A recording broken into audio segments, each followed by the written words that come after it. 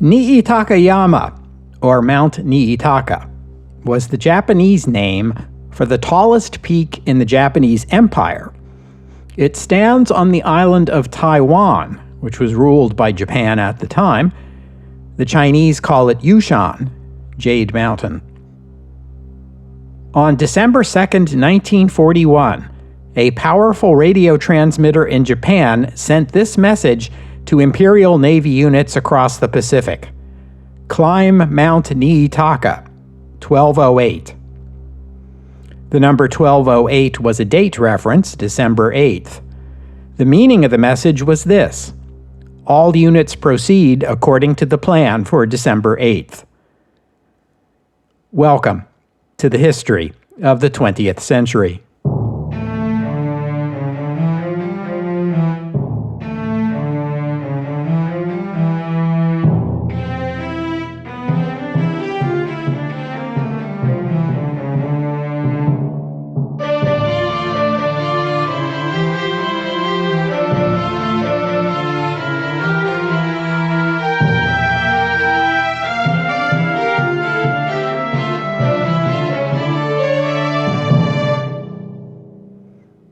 Episode 351, Climb Mount Niitaka, Part 1.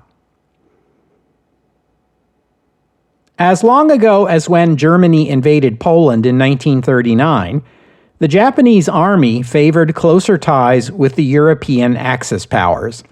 They believed Hitler would conquer Europe, then afterward aid Japan in its endless war in China. The top commanders in the Navy disagreed. War between Germany and Britain would not be settled quickly. The United States would inevitably join the conflict on Britain's side, and if Japan were bound by treaty to Germany, it would find itself at war with the Americans as well. The Navy Vice Minister went even further. He insisted, vocally and publicly, that if Japan got into a war with the United States, Japan would lose. His name was Admiral Yamamoto Isoroku, and we've met him before on the podcast. He had been educated at Harvard and served as Japanese naval attaché in Washington. He knew America better than most Japanese. He had seen for himself the automobile assembly lines in Detroit that turned out a new car every few minutes. Japan had nothing like that. Yamamoto's superiors were afraid he might be assassinated by some ultra-nationalist junior officer for this unpopular opinion, so they sent him out of the country by appointing him commander of the combined fleet. At that time, the basic plan the Navy had for a war with the United States was to wait for the U.S. Pacific Fleet to make the first move, advancing into Japanese waters where it would be far from its bases. Japanese submarines would harry the Americans along the way, and when they arrived, the fleet would finish them off. The Navy tried wargaming this scenario. The results showed that the Americans would win, but the admirals clung to this strategy anyway. Yamamoto observed fleet maneuvers in spring of 1940 and came up with a more promising idea. Japan had formidable carrier-based air units. Rather than wait for the Americans to make the first move, it was now conceivable that the Imperial Navy might be able to extend its reach all the way to Hawaii. One decisive surprise strike against the Americans at their home base would leave their navy in disarray. Japan would be free to move south and seize the resources of Southeast Asia, while the Americans struggled to rebuild. This would be the same strategy as was employed by Admiral Togo Heihachiro against the Russians. Togo had sent a surprise strike against them at their home base at Port Arthur. The Russian Pacific Fleet had been crippled, forcing the Russians to redeploy their Baltic Fleet, which was then defeated in its turn at the Battle of the Tsushima Strait. Incidentally, then Ensign Yamamoto had served in that battle.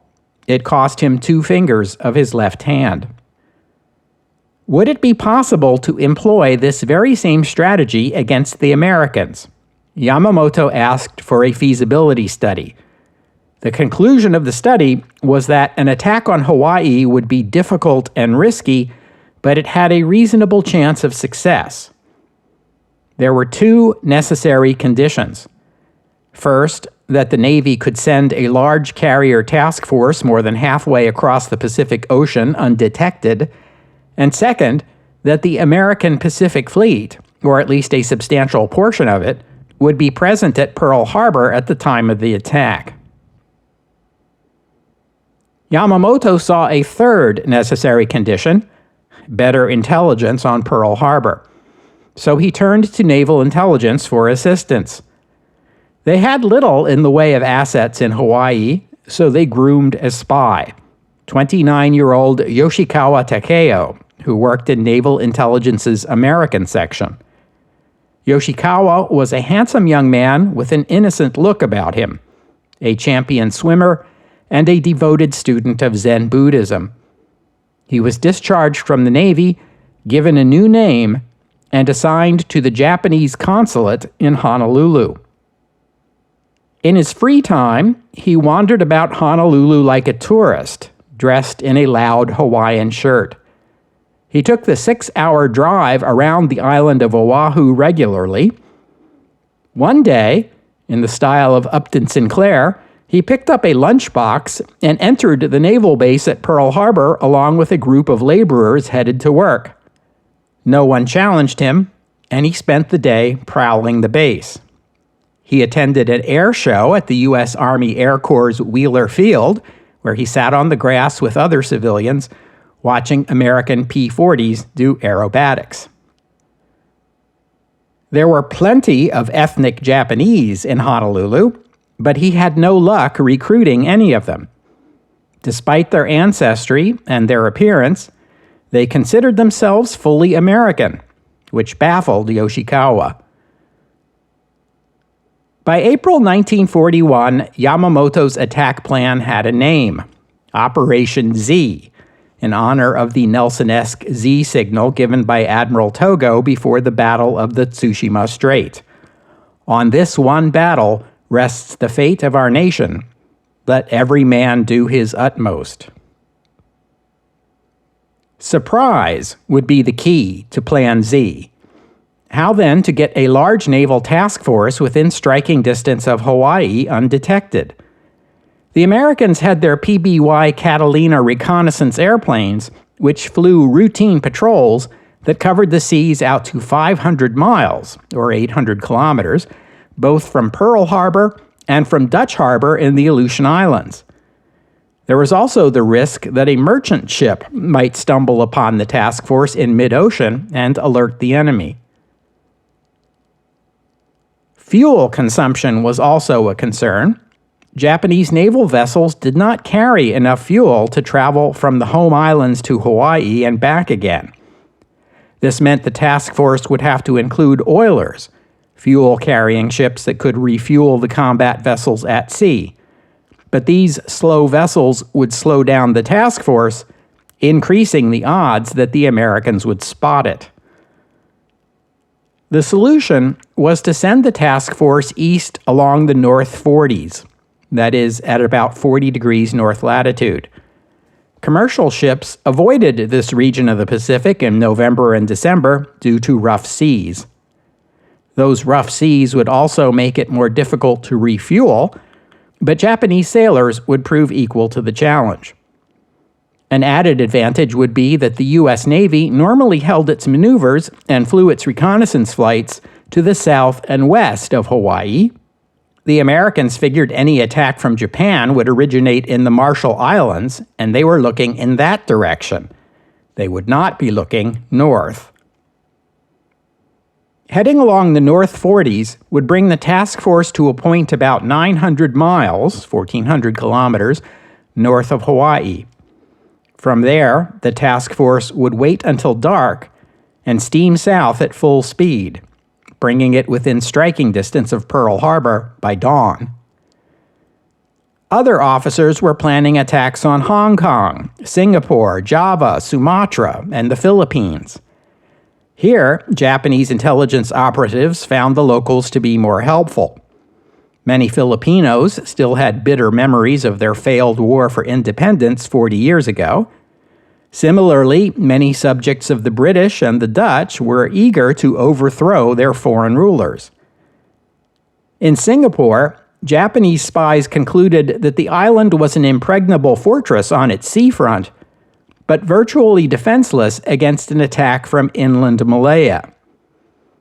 In Thailand, covert discussions with some high-ranking Thai officials convinced the Japanese that Thailand could be taken without a fight, and it would make an excellent base for operations against Burma.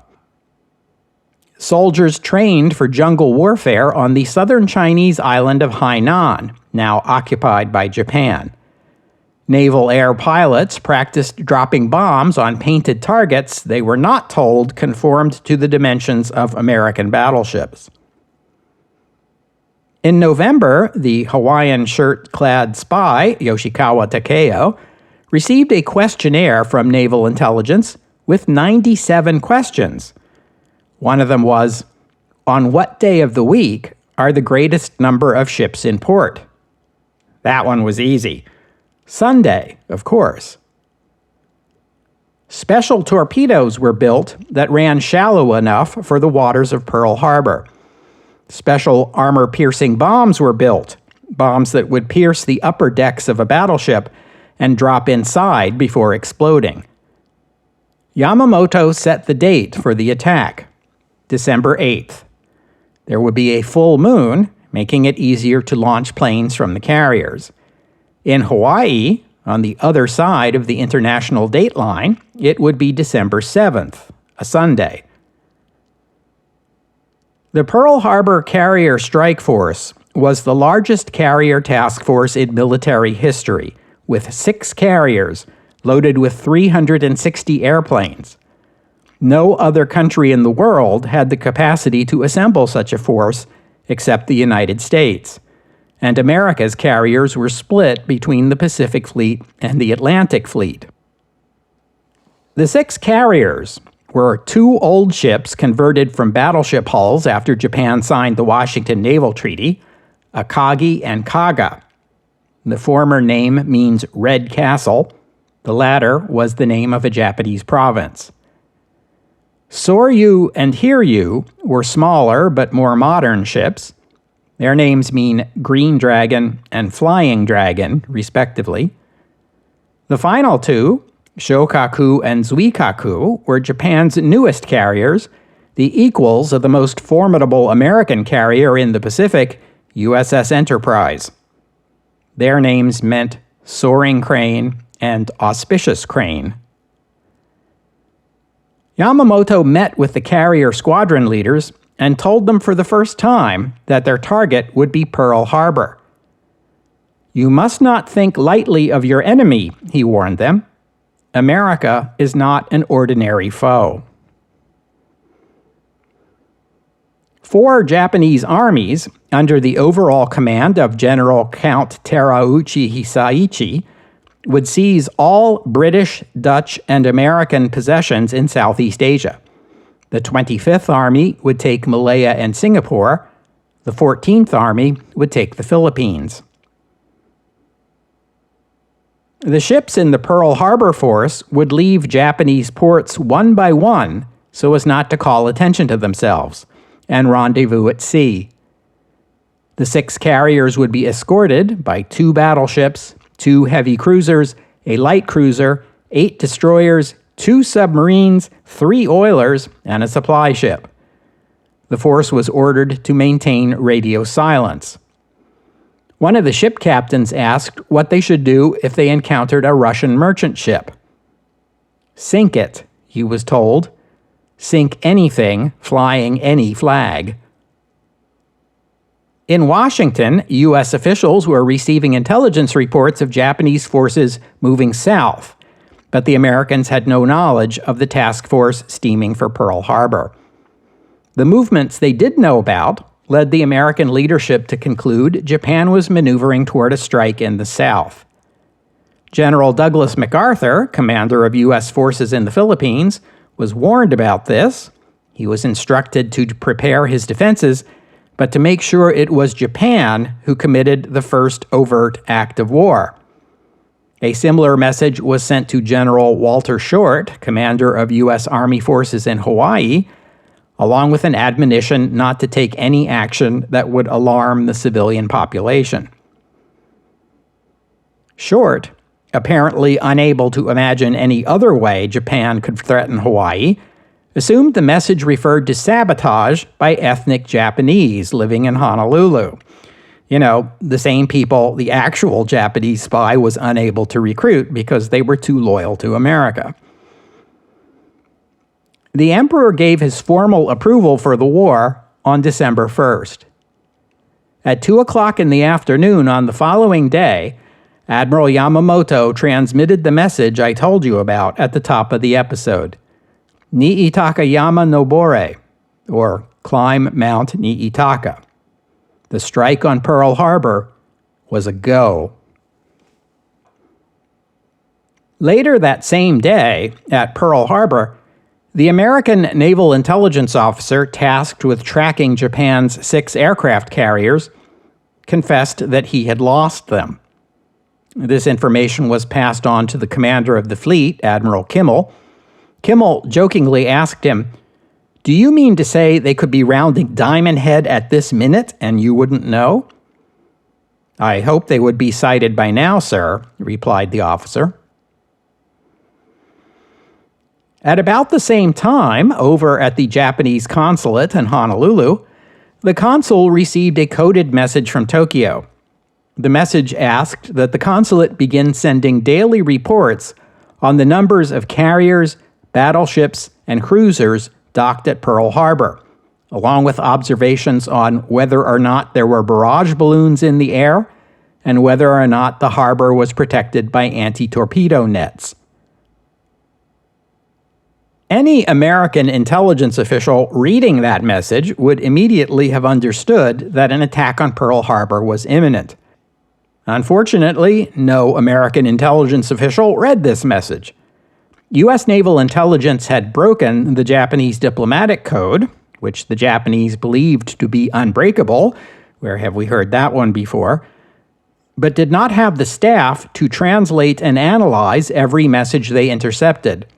So incoming messages were sorted by priority. Messages to the consulate in Honolulu were regarded as low priority, and so this one was dropped into the low priority basket, where it sat, unread. On December 3rd, American military intelligence intercepted a message to the Japanese embassy in Washington. Now that was a high priority message, and they set to work translating it. It turned out to be instructions to the embassy to burn all but 3 of their code books and destroy one of their 2 cipher machines. The Americans realized immediately that this implied, at the very least, the Japanese were about to break diplomatic relations and probably go to war. An Army intelligence officer was sent to the Japanese embassy to observe. He reported embassy staff were burning documents in the building's backyard. On December 4th, a Japanese naval task force, including a large number of transports, left the island of Hainan, heading south. The Japanese Navy changed its code book that day, making naval messages suddenly unreadable to the Americans until they could figure out the new code. Prime Minister Tojo discussed details of a message to be sent to Secretary of State Hull. The message would not be a declaration of war. It would not even announce the breaking of diplomatic relations. It would merely state that due to the Americans' inflexible attitude, Japan was ending the peace talks.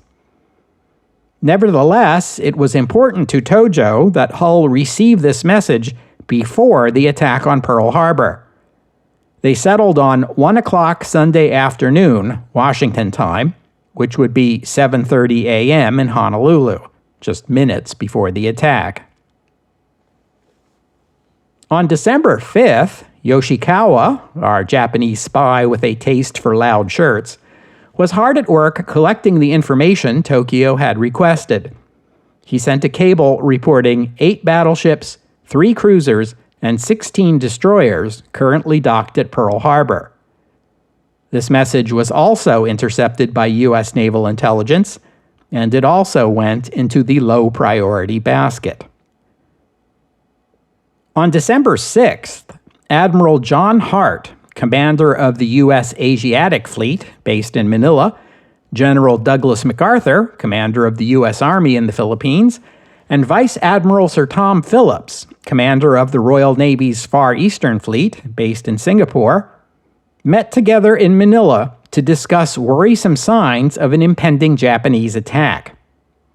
For the past 3 nights, unidentified aircraft had overflown Clark Field, the U.S. Army's main air base in the Philippines. Admiral Hart predicted war was imminent. MacArthur remained calm. He assured the 2 admirals that by April 1942, his command would include 200,000 soldiers, 256 bombers, and 195 fighter planes. Admiral Hart did not find this reassuring.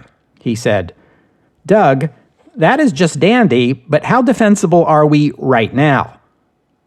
Right now, the Army had 130,000 soldiers in the Philippines, but 100,000 of them were Filipinos with little training. They knew how to salute and the difference between attention and at ease, but that was about it. His current Air Force was just 35 bombers and 107 fighters. The Asiatic Fleet consisted of 1 heavy cruiser, 1 light cruiser, 13 First World War vintage destroyers, and 29 submarines. Hart had them battle-ready, but they were not much of a force. The British Admiral, Tom Phillips, had come to Manila because of reports of a Japanese task force heading south from Hainan, in the direction of the Kra Peninsula. He planned to send his own naval force, consisting of the British ships HMS Prince of Wales and Repulse, to sortie along the east coast of the peninsula, just in case the Japanese were up to something. He was asking the Americans to contribute 4 destroyers to help escort these 2 battleships. Admiral Hart agreed. Moments later, a messenger interrupted their meeting with news. A Japanese task force had been spotted off the coast of Thailand. Hart asked Phillips, "When did you say you were flying back to Singapore?" "I'm taking off tomorrow morning." Hart told him, "If you want to be there when the war starts, I suggest you take off right now." On Saturday, at 8 a.m. Washington time, the Japanese embassy received an important notice from the Foreign Ministry in Tokyo. A 14-part message would be cabled to the embassy. The ambassador should be prepared to deliver this message to Secretary of State Hull at a time to be specified later. In order to ensure there be no miscommunication with the Americans, the message would be transmitted in English. The first 13 parts of the message were transmitted that afternoon. The final, crucial part would not be transmitted until tomorrow morning, along with the details concerning delivery. At about this same time, over at the Navy Department, Secretary Knox met with senior naval commanders to discuss some urgent news. The British Admiralty had just notified the Americans that a Japanese task force of 35 transport ships, escorted by 8 cruisers and 20 destroyers, was headed toward Malaya. The secretary asked the admirals, "Gentlemen, are they going to hit us?" One of the admirals replied, "No, Mr. Secretary, they are going to hit the British. They are not ready for us yet." Elsewhere in town, at the Navy cryptographic section, a translator named Dorothy Edgars was on duty. She was a recent hire, which explains why she was assigned the Saturday 8 a.m. to noon shift. That didn't matter to Dorothy. To her, this job was still new and exciting. And since there was nothing to do, she began poking around inside the low-priority basket. It seemed to her there were an awful lot of messages to and from the Japanese consulate in Honolulu. So she began looking those over more closely. She came across that December 2nd request from Tokyo for daily reports on the state of Pearl Harbor and became intrigued. She rummaged through the basket further and found the replies describing the comings and goings at Pearl Harbor in detail. Then she found a message from the consulate that said something about taking out an ad on a Honolulu radio station as a way of signaling Japanese ships. It seemed to Dorothy that these messages must have been important, so she showed them to her supervisor.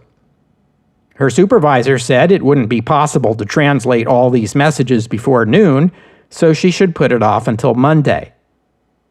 Dorothy didn't think that was a good idea, so she set to work translating the messages anyway, even though it meant working past the end of her shift. It took her until 3 o'clock in the afternoon, but she got them all translated. Soon after, the chief of the translation branch, Lieutenant Commander Alvin Kramer, came in for duty. Dorothy showed him the translated messages, but he insisted there must be mistakes in her work, and he'd look it over on Monday.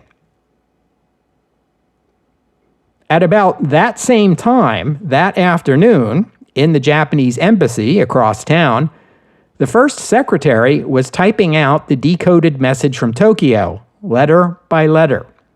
He wasn't a very good typist, but this message was too sensitive to delegate to a subordinate.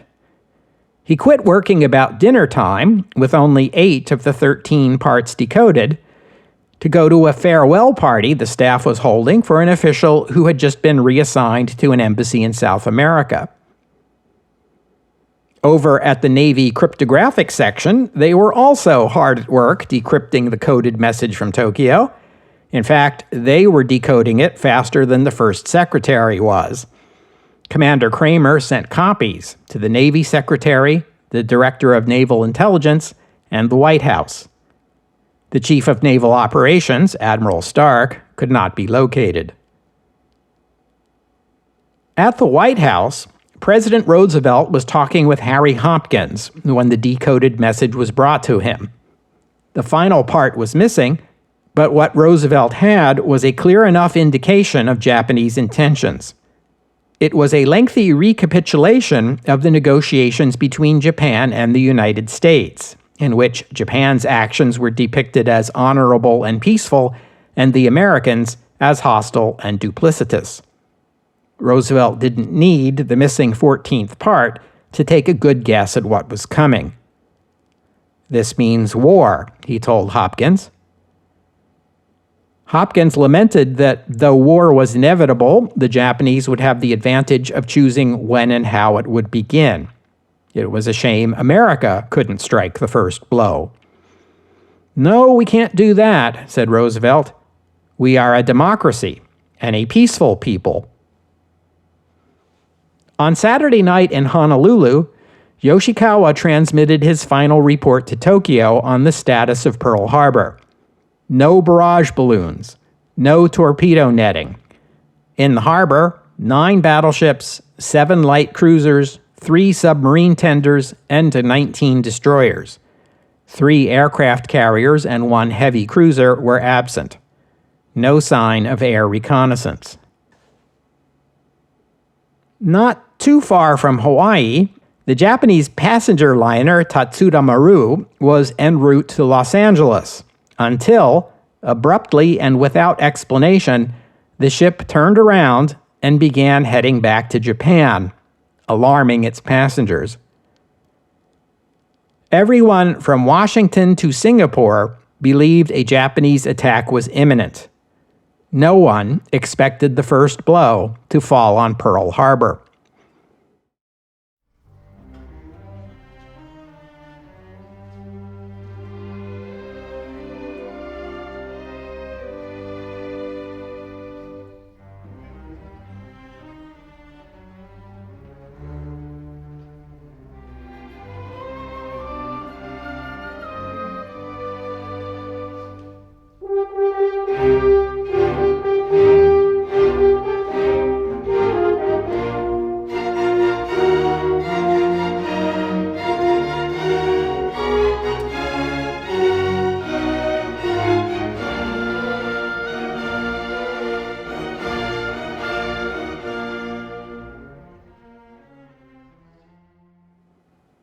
On December 7th at 8 a.m. in Washington, Commander Kramer received a copy of the decoded 14th part, along with a follow-up message instructing the Japanese ambassador to deliver the completed document to Secretary of State Hull at precisely 1 o'clock that afternoon, Washington time.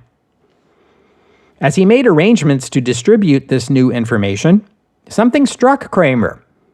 He recalled the communications with Honolulu that Mrs. Edgars had gotten so excited about yesterday.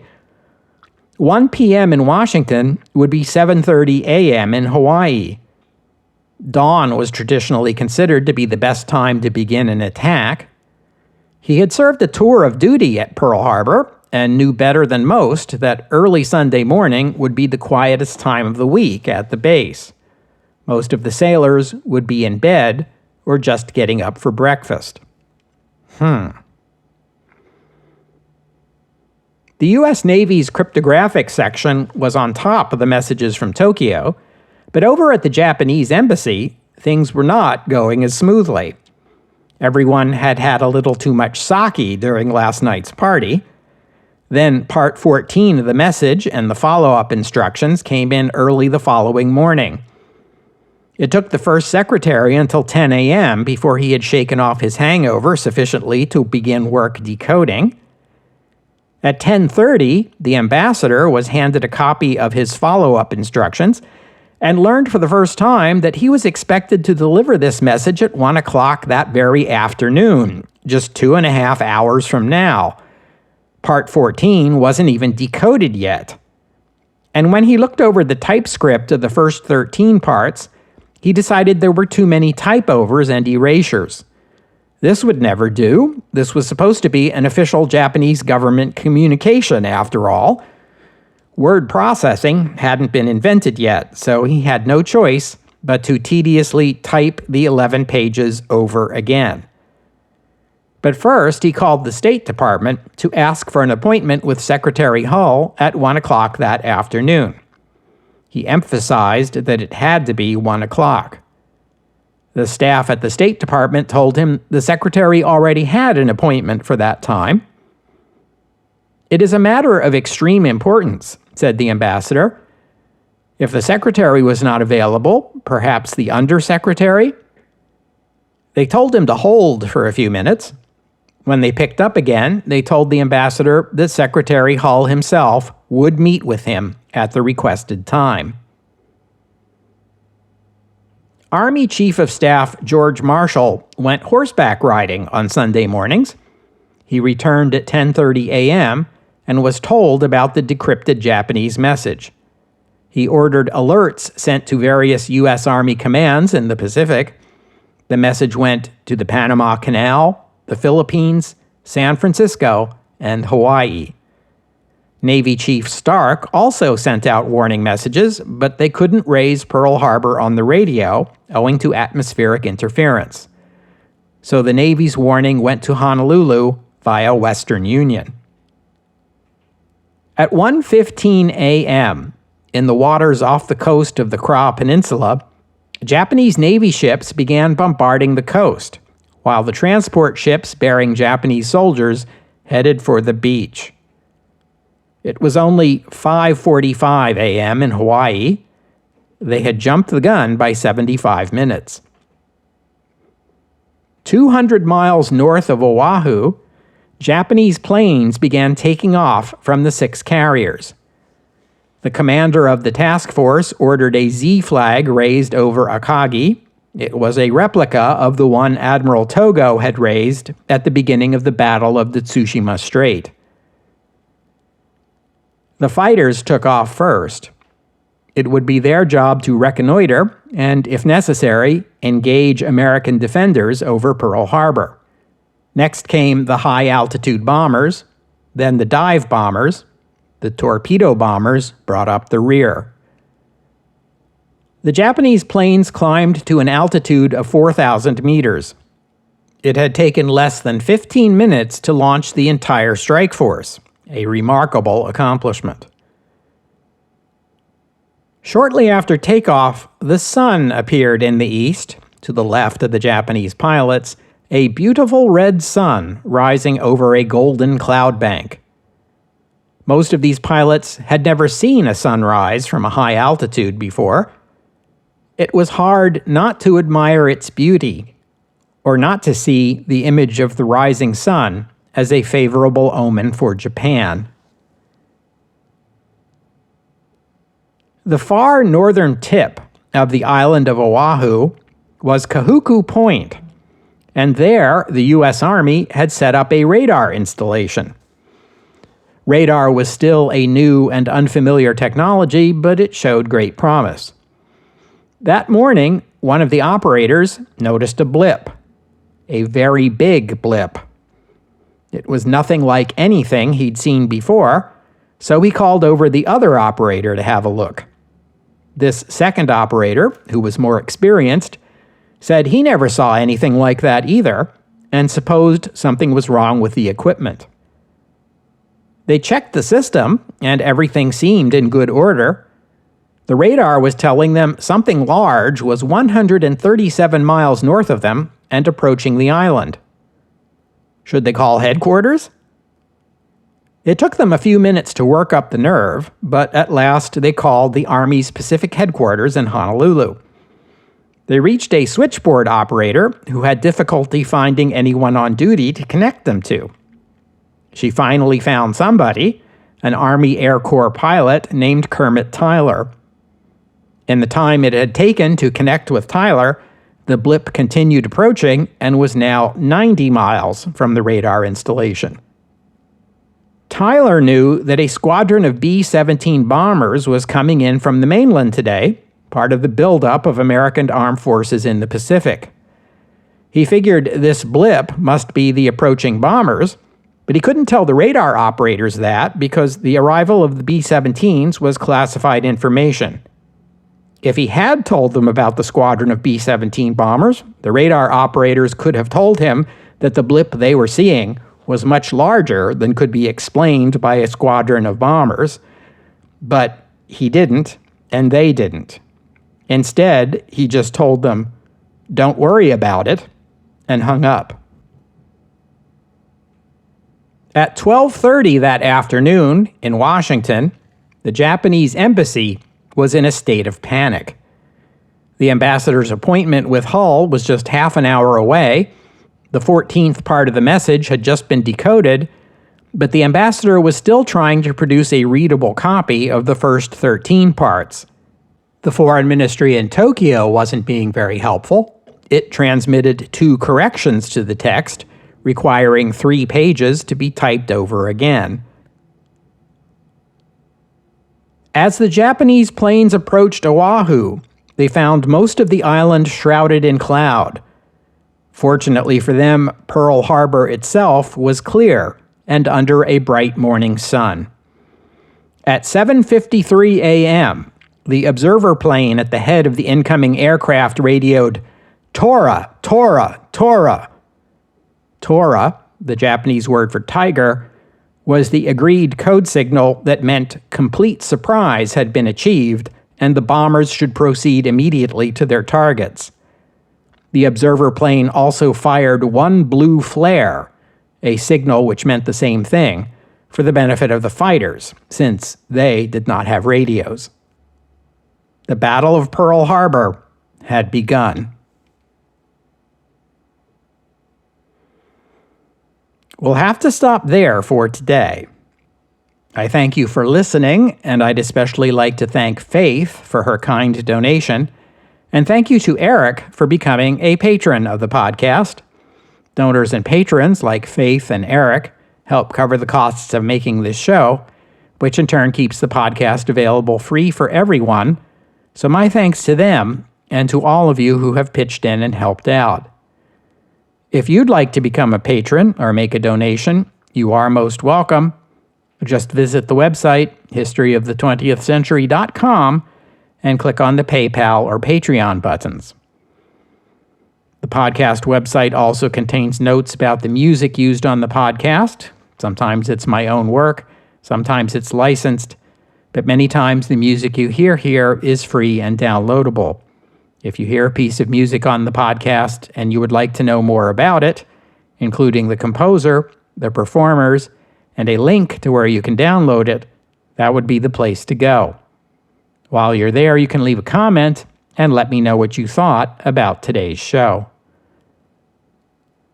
And I hope you'll join me next week here on the History of the 20th Century as we pick up precisely where we left off today, Climb Mount Niitaka, Part 2, next week, here on the History of the 20th Century. Oh, and one more thing. There was a precedent for the attack on Pearl Harbor, the British attack on the Italian fleet at Taranto in November 1940. That was also a surprise airstrike on an enemy fleet harboring at its base, and it also involved rigging torpedoes specially so they could run in shallow water, although the British solution to that problem was different from the Japanese solution. The damage done by the attack on Pearl Harbor was far more serious, but then Taranto involved 21 aircraft. Pearl Harbor involved 360. The aircraft carrier that had launched the planes that attacked Taranto was HMS Illustrious. Illustrious was subsequently damaged by German Stukas while escorting a convoy to Malta. After some emergency repair work at Alexandria, Egypt, and Durban, South Africa, Illustrious was sent to the Norfolk Navy Yard in the United States for additional repairs. In August 1941, while Illustrious was still at Norfolk, a new captain was assigned to the carrier. He was the 41-year-old Lord Louis Mountbatten. We have come across him before, back in episode 106, when the then-named Prince Louis of Battenberg changed his name during the First World War by anglicizing it to Mountbatten so it wouldn't sound so German. Mountbatten spent much of his time in the United States on a speaking tour of the country as part of the British effort to encourage closer ties between the U.S. and the U.K. In October 1941, he visited Pearl Harbor to teach Royal Navy tactics to U.S. Navy officers. The subject of when and how the United States might enter the war came up in one of his classes. Mountbatten pulled down a map of the Pacific Ocean and pointed his wooden pointer at Pearl Harbor. "Right here," he said, without any doubt. His audience scoffed, and he reminded them of Japan's surprise attack on Port Arthur and of the Royal Navy's attack on Taranto. Later, in Washington, Mountbatten shared his concern with U.S. Navy Chief of Naval Operations Admiral Harold Stark, telling Stark that he was appalled at how unprepared Pearl Harbor was for an enemy attack, and suggested improvements. Stark replied, "I'm afraid that putting some of your recommendations into effect is going to make your visit to Pearl Harbor very expensive for the U.S. Navy."